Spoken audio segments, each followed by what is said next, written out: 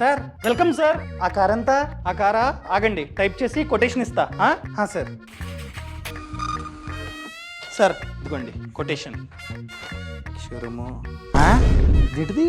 Handling and logistic charges, అది కూడా 30,000. Sir ఏంటి సార్ ఇది? నేను చెప్తా సార్. ఆ కారు గుజరాత్ లో మ్యానుఫ్యాక్చరింగ్ అయింది, మీరు కొంటుంది భీమవరం. సో గుజరాత్ నుండి భీమవరం రావాలి కదా, చార్జెస్ ఉంటాయి కదా ట్రాన్స్పోర్టేషన్, అదే అది. సార్ ఎవరికి పెడతారండి చెవుల పూలు? ఈ handling and logistic charges ex showroom లో ఒక భాగం. ఆల్రెడీ ఎక్స్ షోరూమ్ ప్రైస్ లో అవి ఇంక్లూడ్ అయ్యి ఉన్నాయి. మళ్ళీ సెపరేట్ గా నాకు తెలియదని చెప్పి ఎక్స్ట్రాగా దొబ్బుదామని చూస్తారా 30,000? సార్ సారీ సార్, తప్పైంది సార్. కానీ చాలా మంది మీలా కాదండి, ఏమి చూడకుండా కట్టేస్తున్నారు 20,000 30,000 ఎక్స్ట్రాగా. నాకు ప్రాఫిట్.